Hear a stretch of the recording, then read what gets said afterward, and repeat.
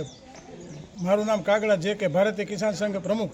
આજે અમારે જે સરકારશ્રીને મામલતદાર દ્વારા આવેદનપત્ર આપવામાં આવ્યું છે કે અમારે સબ ડિવિઝન ખોરાસા જે મજૂર સેલ છે એક આનંદની વાત છે, પણ અમારા જે ગામડા છે વડિયા ઇટાળી, નવા જૂના વાંદરવડ, એને અમારે માળિયા જીએબી ઓફિસ નજીક થાય છે.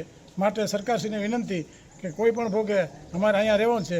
જો સરકારશ્રી આ બાબત ધ્યાન નહીં આપવામાં આવે તો ગાંધી સિંધિયા માર્ગે આંદોલન કરવામાં આવશે.